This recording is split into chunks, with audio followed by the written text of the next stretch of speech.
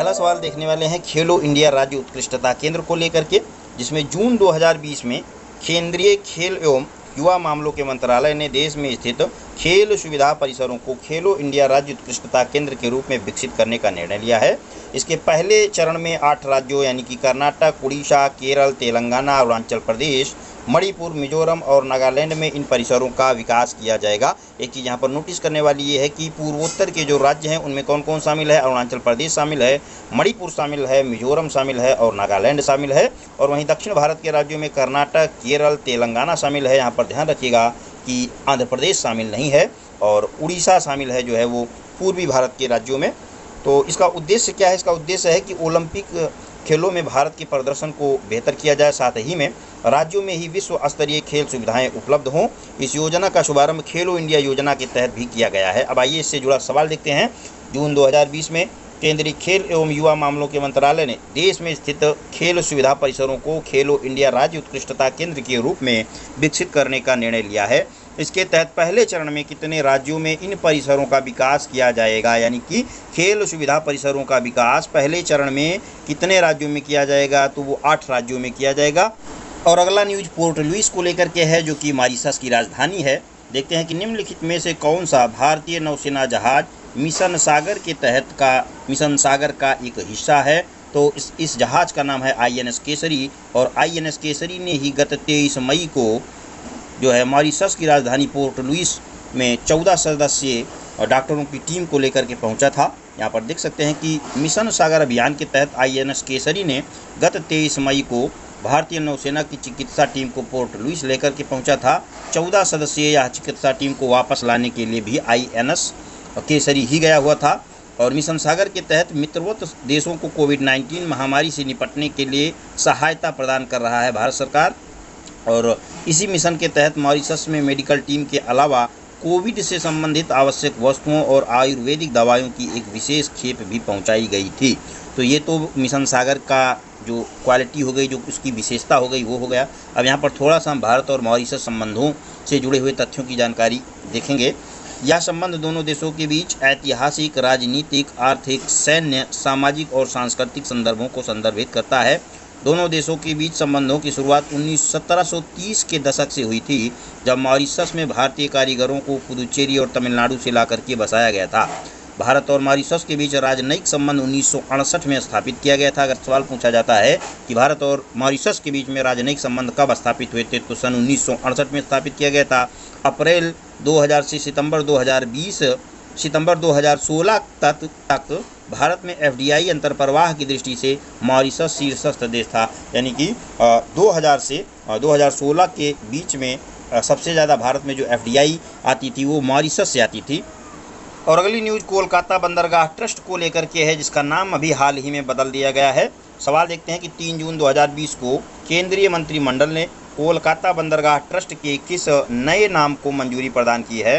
तो केंद्रीय कोलकाता बंदरगाह ट्रस्ट का नाम जो है केंद्रीय मंत्रिमंडल के द्वारा बदला गया है, जिसका नाम श्यामा प्रसाद मुखर्जी ट्रस्ट कर दिया गया है। और 185 जो इसकी स्थापना समारोह था, उसी अवसर पर जो है यहाँ पर देख सकते हैं कि कोलकाता बंदरगाह की 150वीं जयंती के उद्घाटन समारोह पर 12 जनवरी 2020 को प्रधानमंत्री नरेंद्र मोदी ने इस नए नाम की घोषणा की थी।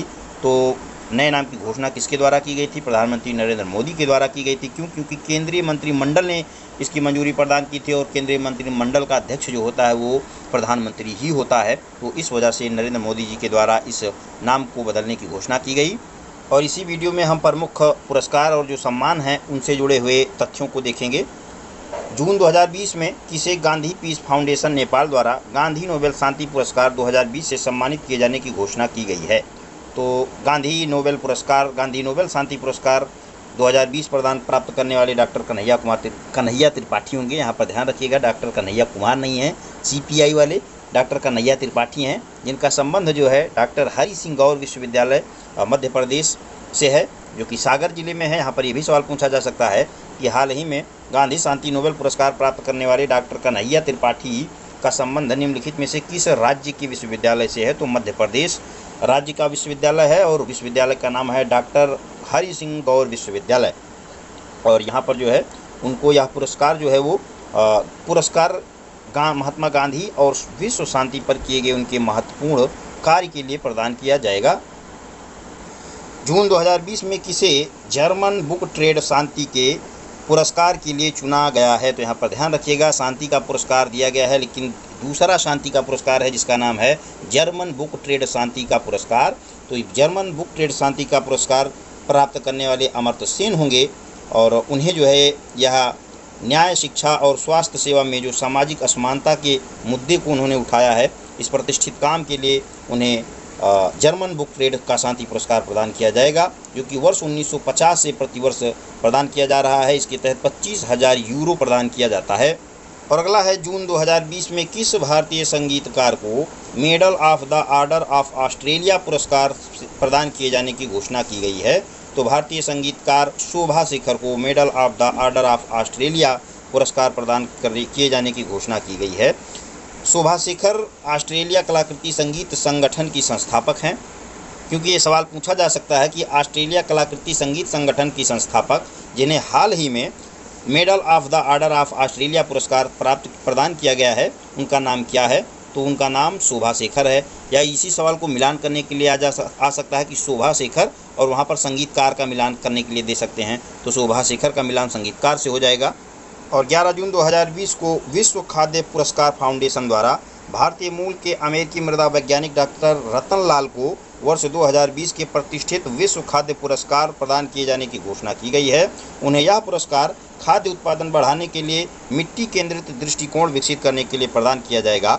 दरअसल यह पुरस्कार जो भी व्यक्ति, वैज्ञानिक या पर्सनैलिटी खाद्य सुरक्षा में वैश्विक गरीबी को, भुखमरी को कम करने में अपना जो है दृष्टिकोण, अपना कोई थियरी देता है, अपना कोई खोज प्रदान करता है, तो उसको प्रदान किया जाता है। इस पुरस्कार की शुरुआत वर्ष 1986 में विश्व हरित क्रांति के सूत्रधार एवं नोबेल शांति पुरस्कार विजेता डॉक्टर नॉर्मन बोरलॉग को प्रदान किया गया था द्वारा की गई थी।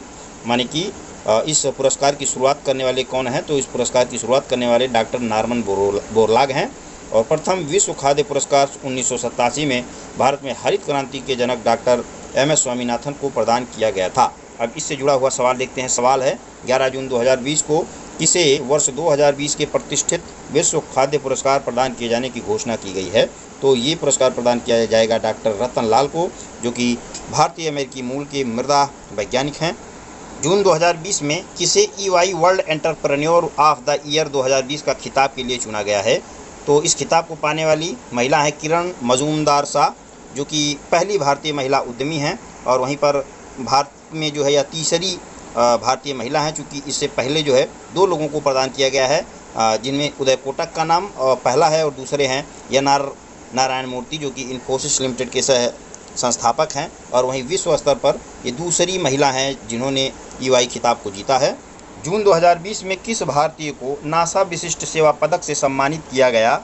तो इसका उत्तर होगा रंजीत कुमार। और साथ ही में नासा विशिष्ट सेवा पदक प्राप्त करने वाले ये दूसरे भारतीय हैं, 2nd नंबर के भारतीय हैं।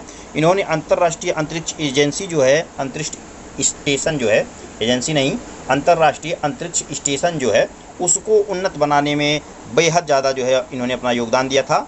और अगली न्यूज प्रसिद्ध गीतकार जावेद अख्तर को लेकर के है। 7 जून 2020 को किस भारतीय को रिचर्ड डॉकिंस पुरस्कार प्रदान किए जाने की घोषणा की गई है? तो जावेद अख्तर को रिचर्ड डॉकिंस पुरस्कार प्रदान करने की घोषणा की गई है। और उल्लेखनीय है कि यह पुरस्कार विश्व के प्रसिद्ध बायोलॉजिस्ट रिचर्ड डॉकिंस की स्मृति में प्रतिवर्ष प्रदान किया जाता है। तो अगर पूछा जाए कि रिचर्ड डॉकिंस जो है वो किस क्षेत्र से संबंधित थे, तो ये प्रसिद्ध बायोलॉजिस्ट थे और इन्हीं के सम्मान में रिचर्ड डॉकिंस पुरस्कार प्रदान किया जाता है। और इस वीडियो का अंतिम सवाल है कि जून 2020 में किस भारतीय लेखिका को एशिया क्षेत्र के लिए राष्ट्रमंडल लघु कथा पुरस्कार प्रदान किए जाने की घोषणा की गई? तो इनका नाम है कृतिका पांडे, जो कि इनकी कहानी है the great Indian trees and snacks. इसके लिए इनको एशिया क्षेत्र के लिए राष्ट्रमंडल लघु कथा पुरस्कार 2020 प्रदान किया जाएगा।